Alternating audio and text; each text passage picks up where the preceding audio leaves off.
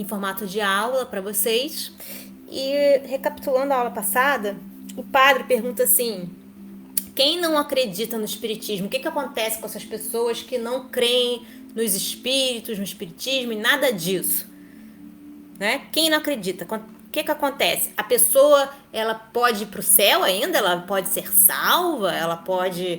Ou ela tem algum castigo? Ela vai ser castigada? A pessoa que não acredita no espiritismo?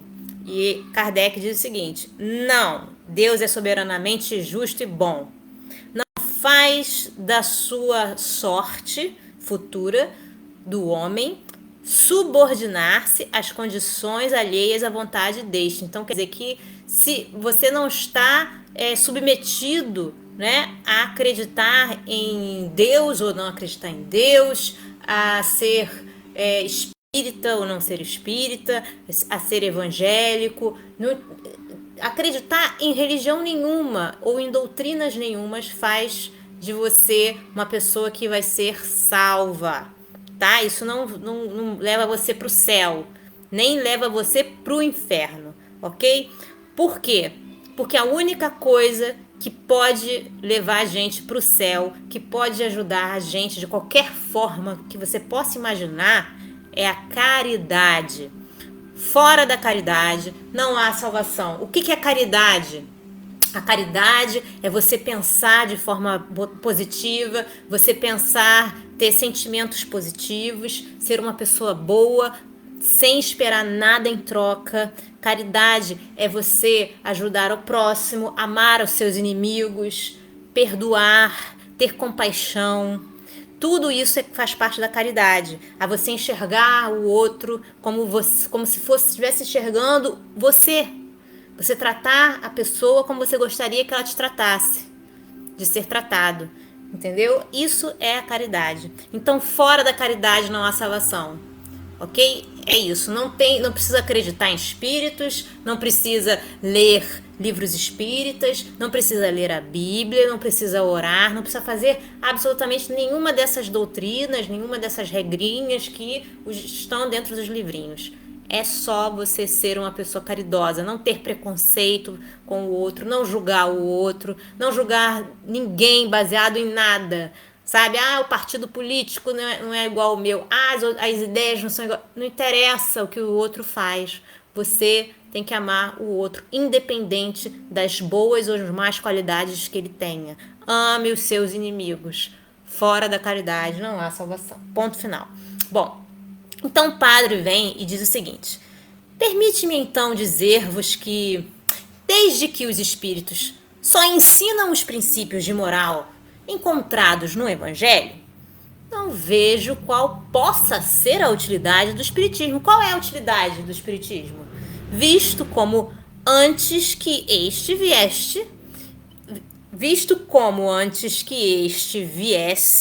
e hoje, sem ser por ele, podíamos e podemos alcançar sua salvação. Quer dizer, que ele está dizendo assim: se você acredita ou não acredita no espiritismo, se você acredita nos espíritos ou não acredita, se não faz a mínima diferença você conhecer o espiritismo, qual é a utilidade do espiritismo?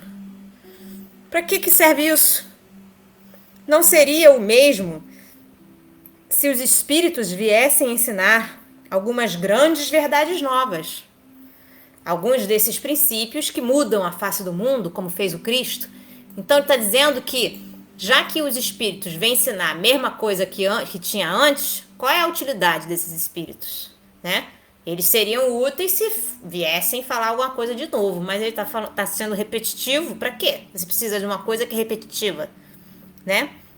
E aí ele continua dizendo o seguinte: ao menos Cristo era só.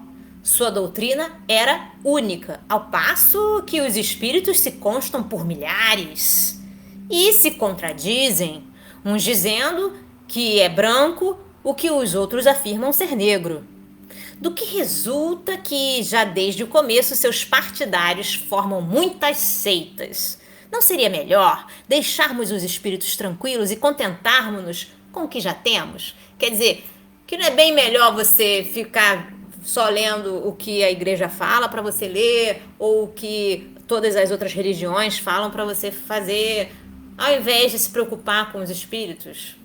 Porque esses espíritos, eles entram em contradição, eles enganam, eles difamam, eles te atrapalham, eles te atentam, né? Por que você vai mexer com eles? Deixa ele pra lá, deixa ele quietinho.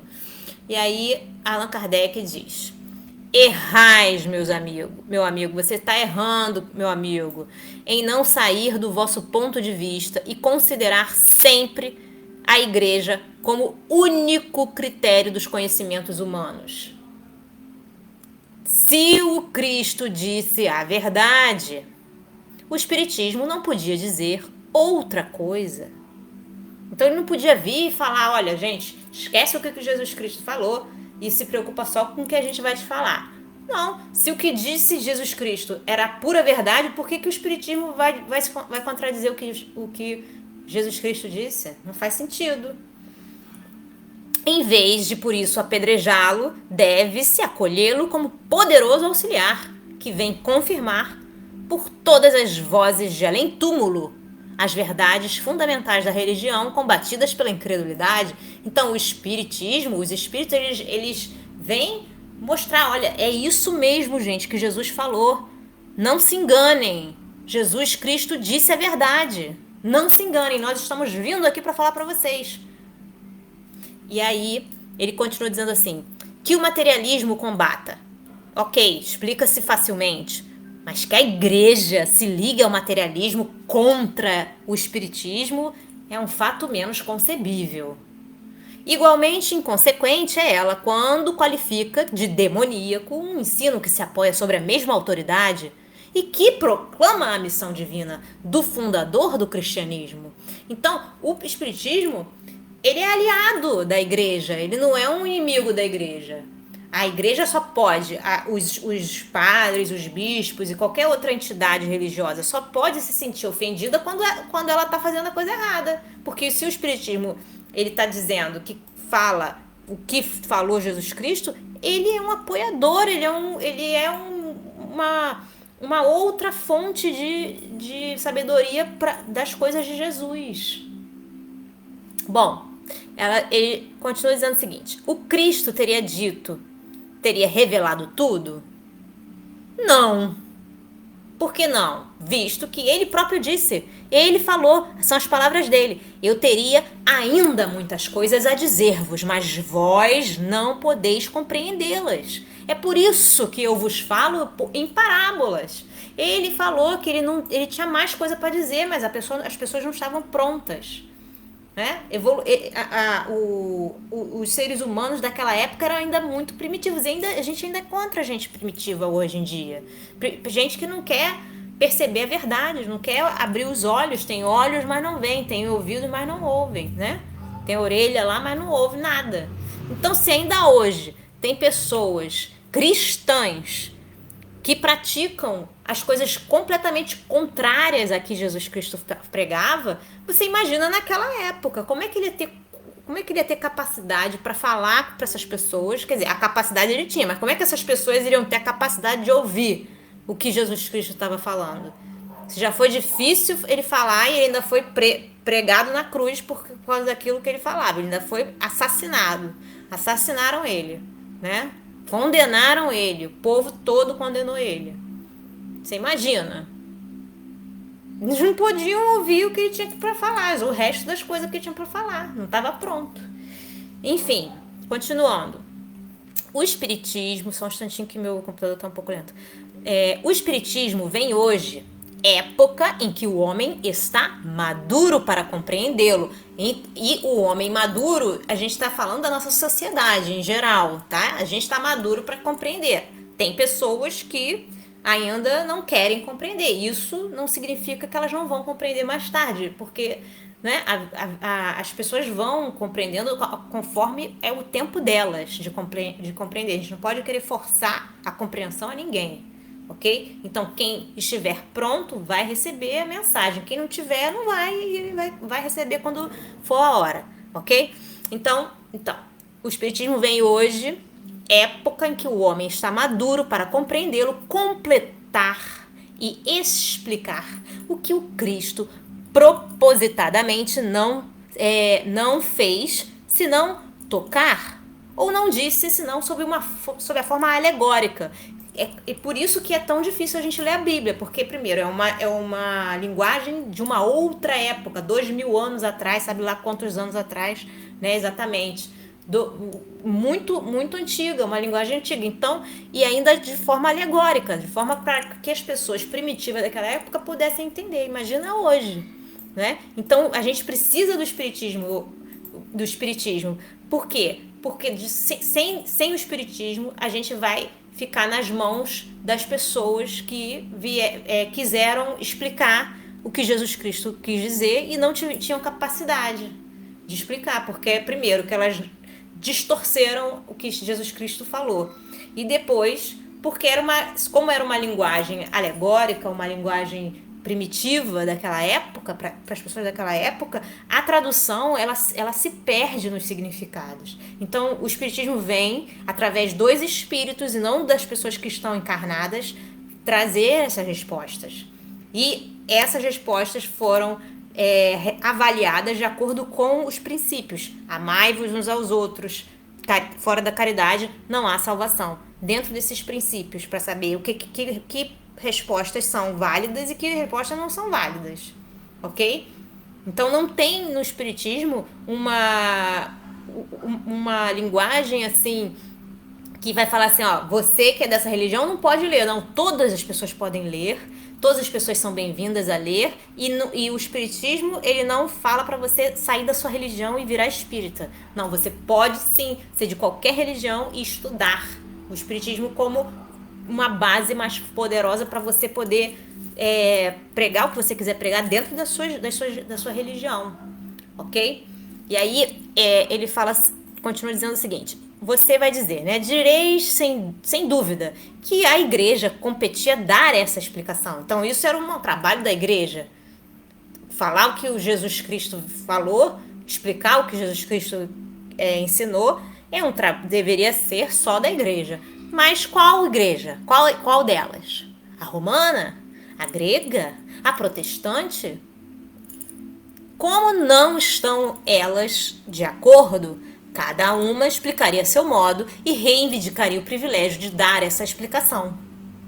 Qual delas conseguiria arrebanhar todos os dissidentes? Tem que pensar nisso, né? Qual que seria ela a mais poderosa? Aí vai virar uma guerra da fé. Deus é sabido, prevendo que os homens iriam na igreja enxertar suas paixões e prejuízos, né? Os seus preconceitos, os seus achismos, né? Não lhes quis confiar o cuidado desta nova revelação. Então, essa nova revelação não veio da boca do homem, não veio da boca dos encarnados, né? De quem veio? Deu-a aos espíritos, seus mensageiros, que a proclamaram por todos os pontos do globo, fora dos limites particulares de qualquer culto, a fim de que ela possa aplicar-se a todos e nenhum a transforme em objeto de exploração. Então, você não vai poder ver um espírita utilizando o espiritismo como uma exploração, porque vai de contra os pressupostos do espiritismo. Ok? Então, qualquer livro espírita, qualquer trabalho dos espíritas, de quem estuda o espiritismo, quem se faz essa proposta, é um trabalho para a humanidade. Ele não pode ganhar dinheiro com isso, ele não pode lucrar com isso. Então, não tem nenhuma intenção materialista, entendeu? Você não vai ver o espírita de verdade ganhando dinheiro com a fé dos outros, se valendo da fé da pessoa, da crença da pessoa para nada, porque aí ele não é espírita, simplesmente não é, ok? Ele pode falar que mas não é. Por outro lado, os diversos cultos cristãos não se terão em coisa alguma apartado do caminho traçado pelo Cristo. Então ele está perguntando, será que os cultos de cristãos não se afastaram? Será que são eles os detentores da verdade? Né? Seus preceitos de moral, serão escrupulosamente observados? Será que a moral está correta dentro dos cultos cristãos? Tem que ser avaliado. O que vocês estão pregando em nome de Jesus por aí? Não é? Pregando, olha, tem que matar fulano, tem que perseguir os umbandistas, tem que matar o que não é da minha religião, tem que perseguir o que não é da minha fé, tem que perseguir o que não é do meu partido político, tem que matar não sei quem. Isso é cristão aonde? Tem que torturar, tem que estuprar, tem que bater. Isso, aonde que isso são pressupostos cristãos? Você tem que ter arma dentro da sua casa para atirar na primeira pessoa que entrar, que não for bem-vinda. Você tem que matar o bandido bom, bandido morto. Bandido bom é bandido morto. Aonde que Jesus pregaria algo desse tipo? Aonde que isso viria da boca de Jesus?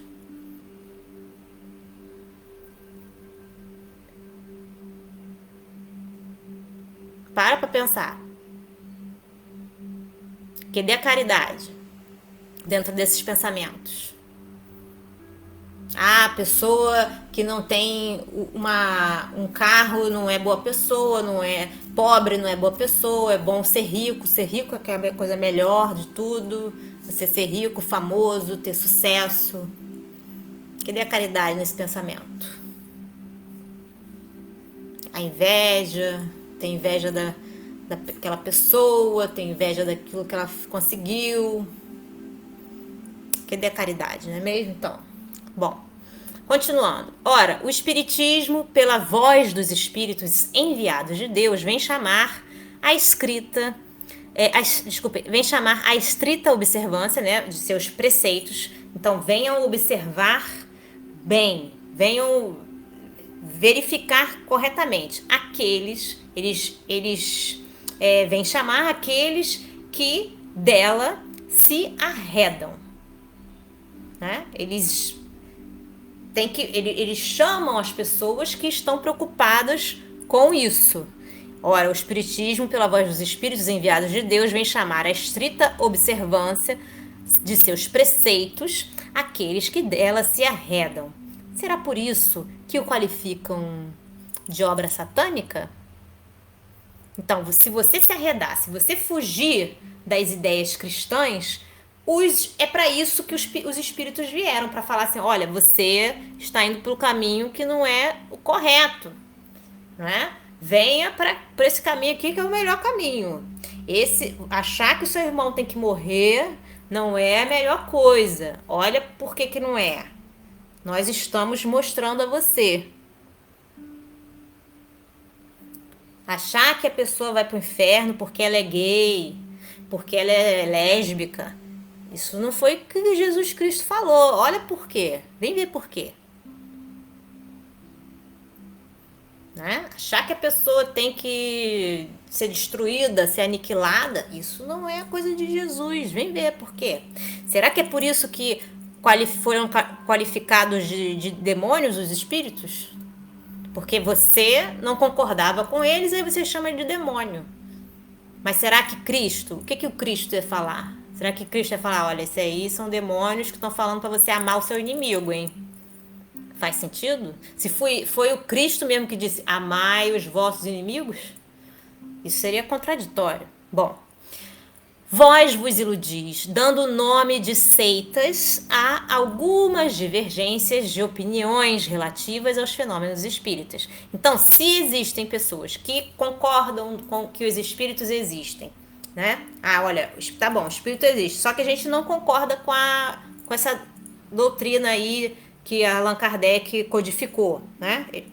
Essa doutrina que os espíritos falaram para Allan Kardec, tá tudo errado, a gente acha que pode fumar, né? Que a gente fumando tá fazendo uma coisa muito boa pro mundo, que a gente bebendo álcool tá super legal, mas a gente acredita nos espíritos, então vamos fazer uma seita diferente, vamos pegar aqui e fazer o nosso próprio clubinho dos espíritos, né?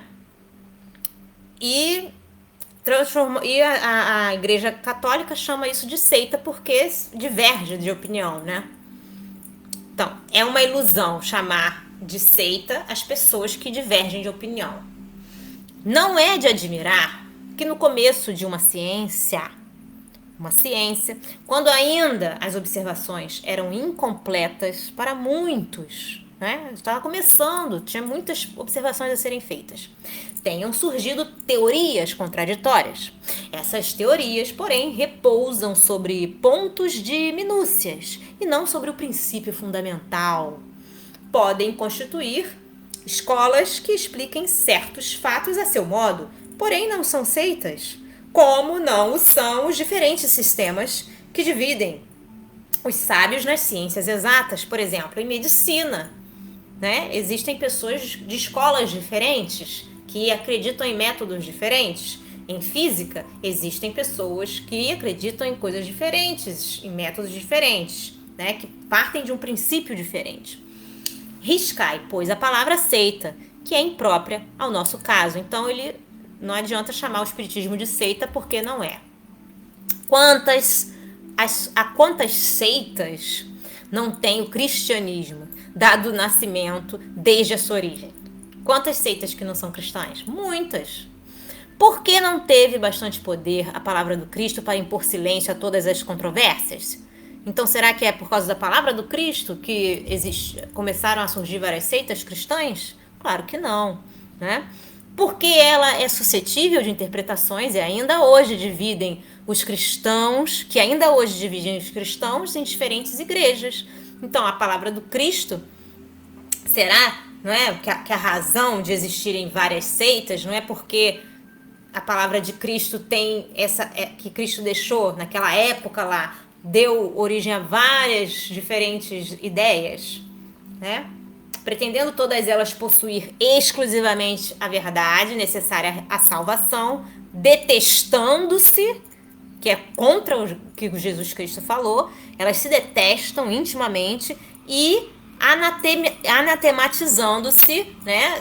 Anatematizando-se assim, que se desgraçam, quer que sejam destruídas, né? Umas às outras, em nome do seu divino mestre, que não pregou senão o amor e caridade. Quer dizer que uma fica perseguindo a outra, falando mal da outra, dizendo a minha é melhor que a sua, porque a minha fala a verdade. Não, a minha que fala a verdade. E que deu amor e a caridade? Onde é que está isso? Né? Fraqueza dos homens, direi vós, porque o ser humano é fraco. Bom, seja, então, que seja. Como quereis que o espiritismo triunfe subitamente dessa fraqueza, transforme a humanidade por encanto. Então, não é só porque o espiritismo não faz isso, só porque o espiritismo não tira, né, esse comportamento aí do ser humano, que é um comportamento imaturo, só porque o espiritismo não tem esse poder mágico de chegar assim do nada e olha, agora você vai ser um novo homem. Em nome de Jesus. Virou uma pessoa do nada assim, uau, me transformei aqui no anjo de luz. Só porque o espiritismo não tem esse poder mágico, você está dizendo que não serve, não é útil. Então vamos à questão da utilidade.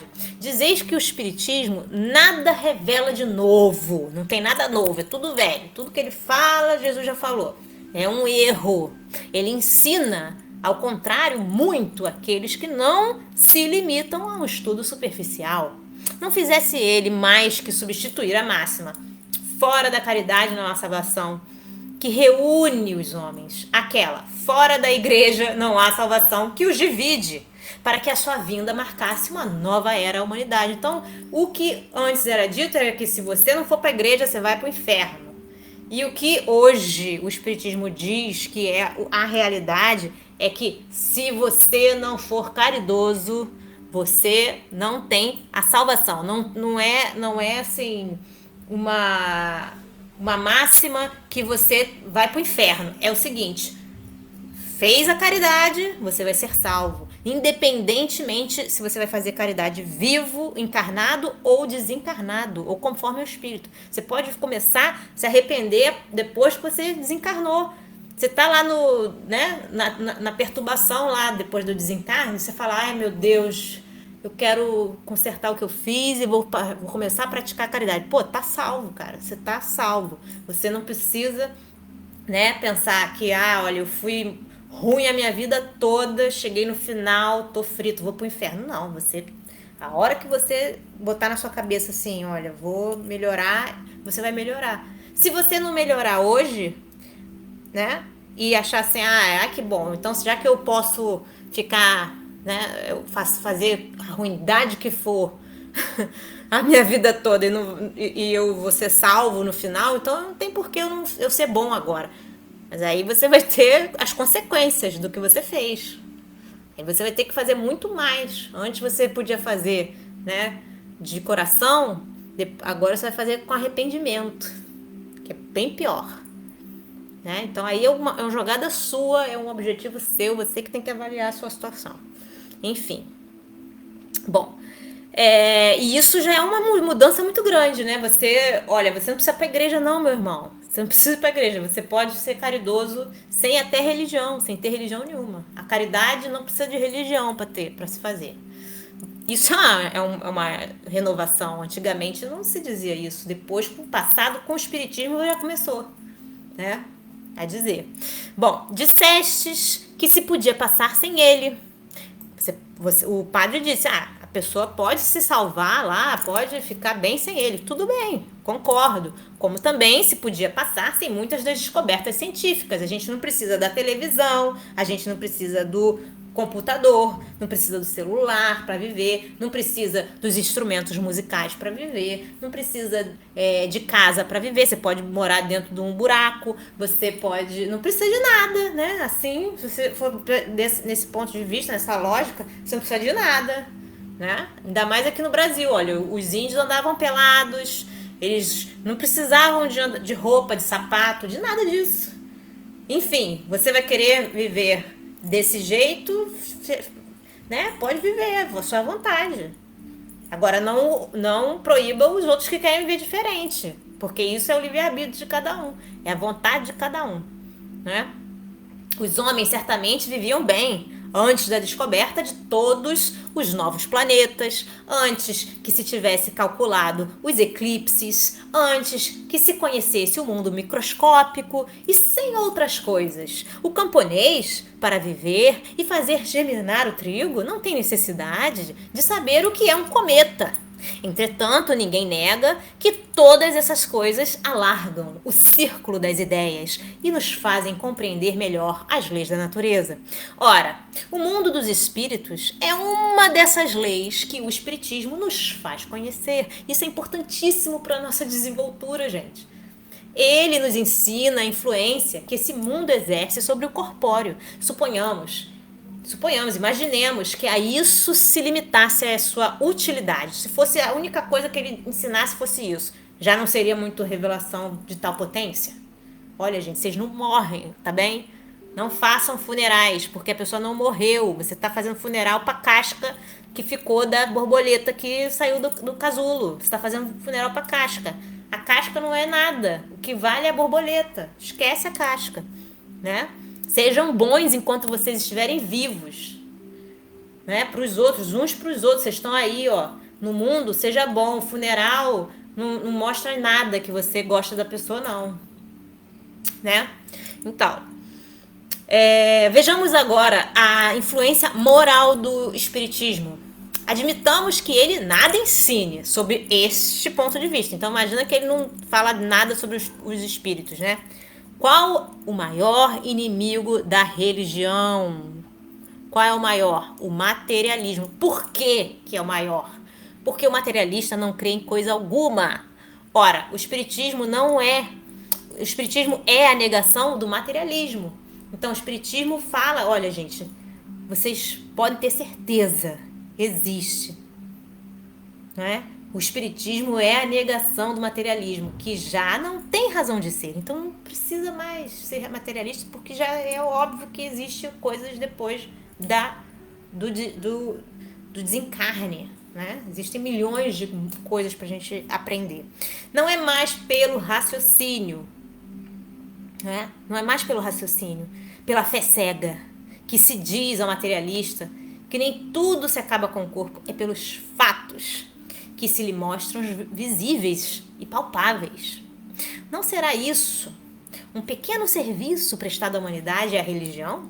Porém, não é ainda tudo. A certeza da vida futura, o quadro vivo daqueles que nos precedem nela, mostram a necessidade do bem, de fazer o bem acima de todas as coisas e as consequências inevitáveis do mal. Não dá para fugir do mal que você fez. Você vai pagar pelo mal que você fez.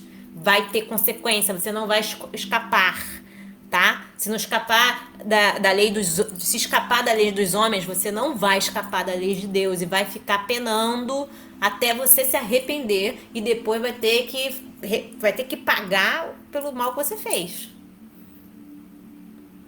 Vai ter que é o karma. Eis porque, sem ser uma religião, o espiritismo se prende essencialmente às ideias religiosas, desenvolve-as naqueles que não as possuem, fortifica-as nos que têm as incertas, nos que as têm incertas. Então, a pessoa que é religioso e tá incerto, tá na dúvida, o espiritismo vem e vai fortificar a fé daquela pessoa. Ela não vai tirar a pessoa da religião dela, ela vai fortificar a fé daquela pessoa. Os que não acreditam em nada, vão desenvolver as ideias neles, ok? Isso é uma coisa fantástica. Isso é uma descoberta genuinamente maravilhosa para a humanidade. Enfim, a religião encontra, pois, um apoio nele, não para as pessoas de vistas estreitas, tá? A pessoa que não consegue enxergar, que a vê integralmente na doutrina do fogo eterno, na letra, mais que no espírito, mas para aqueles que veem a religião segundo a grandeza e a majestade de Deus. Então, o espiritismo é apoio para essas pessoas que sabem da grandeza de Deus, que já sabem da grandeza de Deus, ok? Em uma palavra, o espiritismo engrandece e eleva as ideias, combate os abusos engendrados pelo egoísmo, a cobiça, a ambição, ok? Mas quem terá coragem de defendê-los e se declararem seus campeões? Quem vai defender o egoísmo, a cobiça, a ambição? Se ele não é indispensável à salvação, se o espiritismo não é indispensável à salvação, facilita, firmando-nos no caminho do bem. Além disso, que homem sensato ousará avançar que a falta de ortodoxia é mais repreensível aos olhos de Deus que o ateísmo ou o materialismo?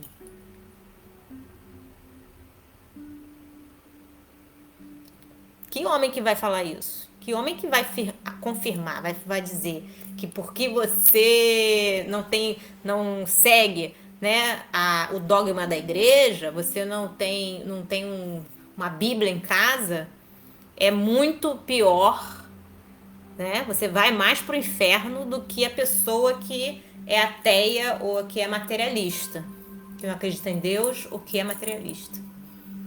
Quem é que vai falar?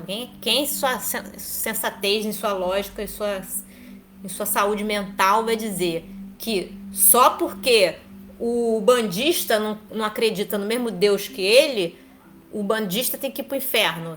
E o materialista lá, que não tem nenhuma fé, né, que não acredita em Deus, e o ateísta que não acredita em Deus também, esse aí tá. Eu não me preocupo com ele. Eu vou preocupar em atacar o umbandista. Eu vou me preocupar em atacar o católico que crê em Deus. Isso não faz sentido. Vou atacar o muçulmano, vou atacar o budista. Gente, cadê a caridade? Cadê o amor? Quando é que Jesus falou ataquem as seitas que são diferentes da minha? Jesus jamais pregou isso, gente. Não se enganem, tá? Apresento claramente as questões seguintes a quantos combatem o espiritismo sob o ponto de vista de suas consequências religiosas, ok? Então, vamos lá. Número 1, primeira questão.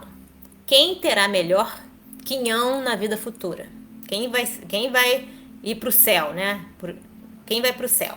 Aquele que não crê em coisa alguma ou aquele que, crente das verdades gerais, não admite certas partes do dogma?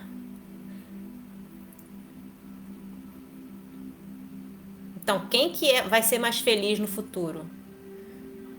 A pessoa que não acredita em Deus ou aquela que ela acredita em Deus, mas não segue a mesma fé que você?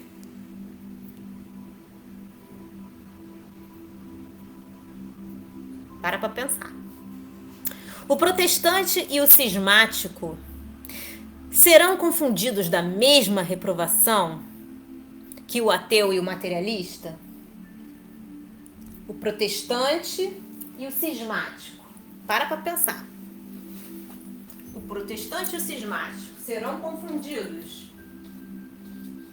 na mesma reprovação que o ateu e o materialista?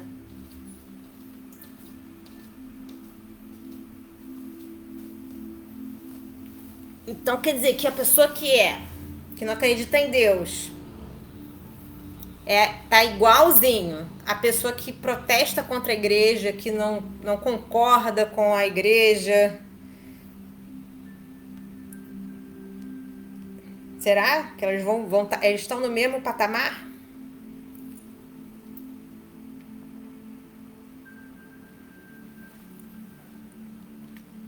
Pensa bem. Quer dizer, o protestante é aquele que crê em Deus e os cismáticos também creem em Deus, né?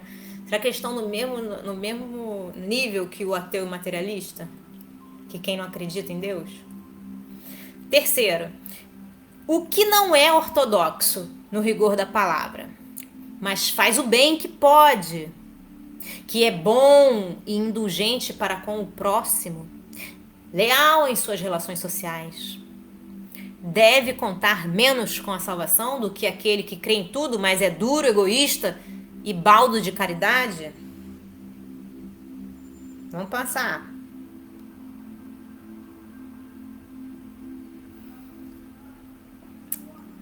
Quem não é ortodoxo é aquela pessoa que não segue tudo à risca, tá? Então, se o seu dirigente do seu culto, da sua igreja, seja lá o que for, fala assim, ó, você tem que usar sapato preto. Quem não usar sapato preto? Porque Deus quer que você use sapato preto. Então, se você não usar sapato preto, mas você faz o bem, você é uma pessoa boa, você perdoa os inimigos, né? Você é caridoso, você é uma pessoa leal que não traz sua esposa, que não traz o seu marido, que não traz seus amigos, que é uma pessoa assim leal, uma pessoa que você pode contar, um bom amigo, um bom esposo, um bom cônjuge. Tá ferrado, vai pro inferno porque não botou o sapato preto. E enquanto aquele que crê em tudo, olha, o seu ministro lá da igreja, seja lá o que for, do culto, não interessa. Ele fala assim, ó, você tem que usar chapéu de palha, você tem que usar uma máscara assim de urso, você tem que botar luva de seda e tem que botar botas de veludo.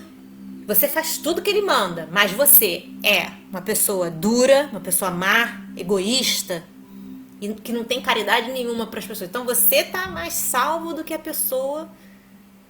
Você tá salvo porque você faz tudo que ele manda, mas o outro que é uma pessoa boa não tá salvo porque ele não segue tudo à risca. Vamos ver, né? 4. Qual terá mais valor aos olhos de Deus? O que Deus aprecia mais? A prática das virtudes cristãs sem a dos deveres da ortodoxia ou a dos deveres da ortodoxia sem a moral? Qual terá mais valor aos olhos de Deus? A prática das virtudes cristãs sem a dos deveres da ortodoxia. Então você pratica tudo que Jesus Cristo falou, mas você não pratica os dogmas. Você não vai para missa, ou você não vai para qualquer lugar aí cristão, né, para o culto, você não participa dessas coisas, não participa de nada, mas você pratica a caridade, o amor, né, ama o seu inimigo. O que Deus dá mais valor, para isso ou para você ir para o culto, usar a camisa da cor tal, usar um chapéu, não sei o quê? O que Deus... E sem moral nenhuma, né? A pessoa bate na esposa, a pessoa xinga o outro, né? A pessoa é alcoólatra, a pessoa é viciada, a pessoa rouba os outros, é uma pessoa promíscua, é uma pessoa que, né, abusa sexualmente dos outros. O que Deus dá mais valor? Bom, mas isso você responde se você acreditar em Deus, né? Bom, responde, senhor Abade. Ele está falando pro padre, né? Responde as questões e as objeções. Responde, senhor Abade, as questões e objeções que me dirigistes. Mas, como o Volo disse no começo, sem intenção alguma preconcebida de conduzir-vos às nossas ideias e de mudar as vossas convicções, limitando-me não tão somente a fazer-vos encarar o Espiritismo sob o seu verdadeiro aspecto. Não tivesses vindo. Se você não tivesse vindo, eu não vos teria ido procurar. Se o senhor não tivesse vindo, eu não teria ido até o senhor. Então ele respondeu sem vontade de converter o religioso para o espiritismo, ok? Ele respondeu conforme foi perguntado, sem intenção alguma, sem segunda intenção, ok? E aí ele diz o seguinte: não quer isto dizer que desprezássemos a vossa adesão aos nossos princípios, caso ela se verificasse. Então, com isso, quando ele diz assim, não tenho intenção de te converter, isso não significa que eu desprezo. Eu estou desprezando a sua vontade de querer ser convertido, ok? De querer vir para as ideias, as nossas ideias, ou nem de querer se aproximar da gente, ok? Não é isso, longe disso. Julgamo-nos sempre felizes pelas aquisições que fazemos, as quais têm para nós tanto maior valor quanto mais livres e voluntárias são. Quer dizer que eles não impõem a vontade de ninguém. Você não é obrigado a acreditar em nada, né? Não só não temos direito de exercer constrangimento sobre quem quer que seja, como também sentiríamos escrúpulo em ir perturbar a consciência dos que, tendo crenças que os satisfazem, não venham espontaneamente ao nosso encontro. Quer dizer, se você já tem a sua crença, se você já acredita no que quer que seja, né, não é o nosso direito de ir perturbar você, falar assim, olha, eu tenho uma palavra para te contar aqui, olha aqui que legal. Não, meu querido, você tem que buscar. Deus é uma busca individual de cada um. Não é uma imposição, não deve ser uma imposição. Quanto mais você querer impor Deus às pessoas, mais elas vão se afastar de Deus. E isso vai ser culpa sua, tá? Porque vira uma coisa que perturba o outro. O outro não está preparado para ouvir, ele não vai achar legal você vir e impor nada a ele, ok? Dissemos que o melhor meio de esclarecer sobre o espiritismo é estudarem previamente a teoria. Os fatos virão depois, naturalmente, e serão facilmente compreendidos, qualquer que seja a ordem em que as circunstâncias os façam vir. Então, o fato de você estar estudando o espiritismo, ele vai aparecer para você, quer durante a hora que você estiver estudando, né, no corpo, quer fora do corpo e espírito. Então, isso aí para o espiritismo não importa. O fato não é importante para o espiritismo, apesar do espiritismo experimental se basear nos fatos. Os fatos do espiritismo experimental são aqueles que são produzidos com os efeitos físicos, as manifestações, ok? As nossas publicações são feitas no intuito de favorecer esse estudo. Eis aqui a ordem que aconselhamos. Então, ele está aconselhando como estudar. A primeira leitura a fazer-se é a deste resumo, Esse resumo é o livro que ele está mostrando, o que é Espiritismo, que apresenta o conjunto e os pontos mais salientes da ciência. Com isso, pois, já se pode fazer dela uma ideia e ficar-se convencido de que, no fundo, existe algo de sério. A gente não está fazendo uma coisa para ficar rico, ganhar dinheiro, nada disso. Nesta rápida exposição, esforçamo-nos por indicar os pontos sobre que, particularmente, se deve fixar a atenção do observador.